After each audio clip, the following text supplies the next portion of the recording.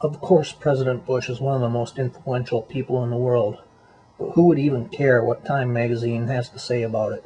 Rush Limbaugh, who has what, 15, 16 million listeners a week? 20. That's right. 20. Okay, yeah. That's influence. But who's counting? That's influence, wouldn't you say? Yeah, that's absolutely. more. That's not power like the Simpson. president, but it's influence. Go ahead. Hey, Homer Simpson is tremendously influential. You know, right. I mean, you listen to. I don't know who's more influential. You know, Sean or Homer Simpson, but these are big guys.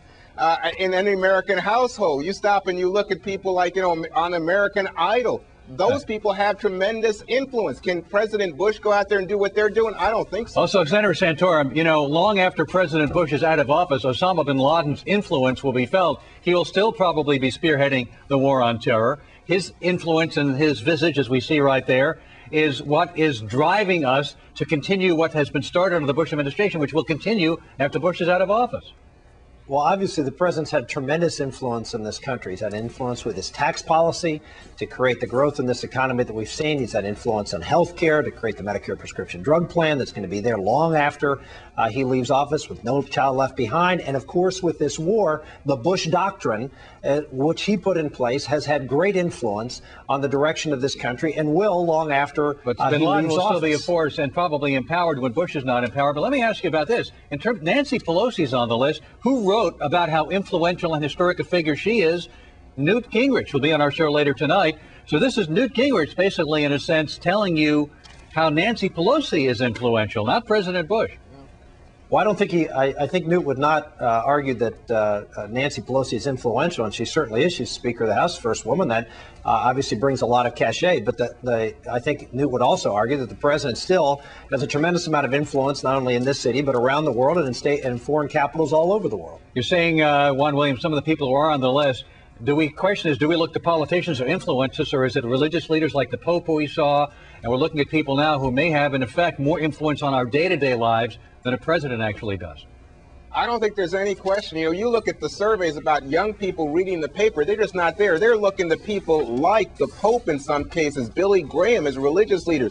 They're looking to the rock stars, the models, the people they see on TV and in the movies. Sad to say, but those are highly influential people, even down to whether they smoke cigarettes on TV, whether they curse, a lot of their attitudes towards women. I'm sad to say those are influential people in this sometimes very sordid culture. Juan, let me ask you very simple. Michael Bloomberg, this is what the list is. The world's most influential people. That's what the title of this is.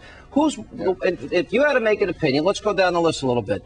Osama bin Laden or George Bush, who's more worthy to be on that list in your view? Osama bin Laden. Osama bin Laden? You asked me about they both should be on the right? list. They both should be on the list. Yeah, see, I would agree with Rick. I think that. But what about Mayor Michael Bloomberg, who's the mayor of one city, New York City? Is he more influential than George Bush, Juan? I think without a doubt, Bloomberg, not only in terms of controlling the company and the data company and all that, but in fact, as mayor of the biggest city in the country, he has tremendous influence, and in fact, he may be a presidential candidate. You think Raul Castro right now is more influential than George Bush? He's on the list, the brother of Fidel. Do you believe that?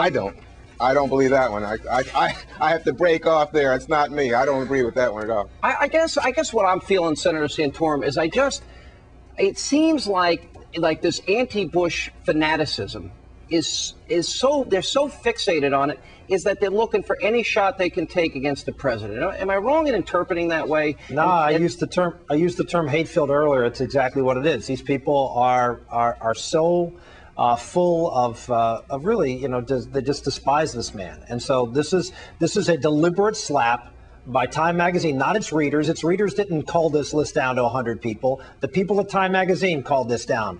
Yeah, they said, I'm sure that, in fact, I think the editor of Time Magazine said he was on the list of 1,000 that the readers sent in, but they exited him early in the process. My feeling is that this is typical of again, taking something that is emotional and turning it into political, and turning it into a personal animus, and that's what's reflected in this list. He wasn't on the top 100 according to the readers. But look, thank you both very much. We're not going to agree on this one. Thank you both very much for being with us. Don Imus is still unemployed, but could a clause in his contract force CBS to pony up a lot of cash? Our legal experts have the answer. Plus, he's the conservative everybody wants to hear from tonight. Newt Gingrich joins us with his take on the GOP debate only on Hannity and Combs coming up.